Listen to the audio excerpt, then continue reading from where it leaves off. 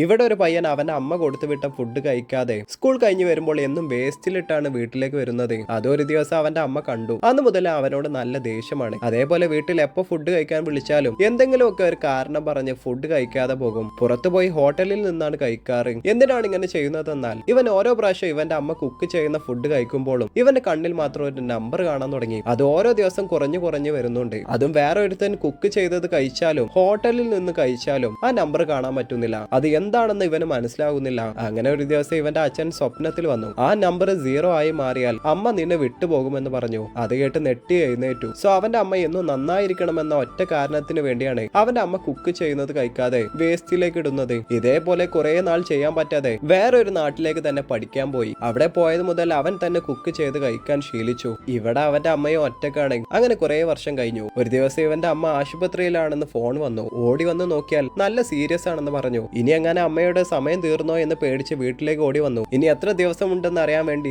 വീട്ടിൽ അവന്റെ അമ്മ ഉണ്ടാക്കി വെച്ച ഫുഡ് കഴിച്ചു. ഉടനെ ആ ടൈം ഇവന്റെ കണ്ണിൽ കാണാൻ തുടങ്ങി. നോക്കിയാൽ ഇനിയും 119 ദിവസമുണ്ടെന്ന് മനസ്സിലായി. അങ്ങനെയാണെങ്കിൽ ഇപ്പൊ അമ്മക്ക് ഒന്നും പറ്റില്ലെന്ന് ധൈര്യം വന്നു. കറക്റ്റ് അതേ ടൈമിൽ ആശുപത്രിയിൽ നിന്നും അമ്മ കണ്ണു തുറന്നു എന്ന് പറഞ്ഞ് ഫോൺ കോൾ വന്നു. അതിനുശേഷം വീണ്ടും ഇവൻ ഹോസ്റ്റലിലേക്ക് തന്നെ പോയി. എന്നാൽ പെട്ടെന്നൊരു ദിവസം ഇവൻക്ക് ഭയങ്കര വയറുവേദന. ഓക്കെ എന്ന് പറഞ്ഞ് ആശുപത്രിയിലേക്ക് പോയാൽ ഇനി 3 മാസത്തിനുള്ളിൽ നിനക്ക് ഓപ്പറേഷൻ ചെയ്യണമെന്ന് ഡോക്ടർ പറഞ്ഞു. അതിനുശേഷമാണ് മനസ്സിലാവുന്നത് ആ നമ്പർ അവന്റെ അമ്മയുടേതല്ല ഇവന്റേതാണെന്ന് മനസ്സിലായി. സങ്കടപ്പെട്ടുകൊണ്ട് റെയിൽവേ സ്റ്റേഷനിലേക്ക് എത്തി. അവിടെ ഒരു കുട്ടിയെ അമ്മ കൊഞ്ചിക്കുന്നത് കണ്ടതും അവന്റെ അമ്മയുടെ ഓർമ്മ അവൻക്ക് വന്നു. സോ ആകെയുള്ള കുറച്ച് ദിവസമെങ്കിലും അമ്മ ഉണ്ടാക്കുന്ന ഫുഡ് കഴിച്ച് അമ്മയെ ഹാപ്പി ആക്കണമെന്ന് വിചാരിച്ച് വീട്ടിലെത്തി. പൂതി തീരുന്നത് വരെ അമ്മ ഉണ്ടാക്കുന്ന ഫുഡ് കഴിച്ചു. അവസാനം കുറച്ച് ദിവസം ബാക്കി നിൽക്കുമ്പോൾ ഇവന്റെ ഓപ്പറേഷൻ കഴിഞ്ഞു. ഇനി ആകെ ഒരു ദിവസം മാത്രമേ ബാക്കിയുള്ളൂ. സോ ഇത്ര വർഷമായിട്ട് ഫുഡ് ഉണ്ടാക്കി തന്ന അവന്റെ അമ്മയ്ക്ക് വേണ്ടി ഒരു ദിവസമെങ്കിലും സ്വന്തം കൈകൊണ്ട് കുക്ക് ചെയ്ത് കൊടുക്കണമെന്ന് ആഗ്രഹം തോന്നി. അവന്റെ അമ്മയെ ഇവൻ കുക്ക് ചെയ്ത ഫുഡ് സന്തോഷത്തോടെ കഴിച്ചു. നോക്കിയാൽ മൈനസിൽ പോയിക്കൊണ്ടിരുന്ന നമ്പർ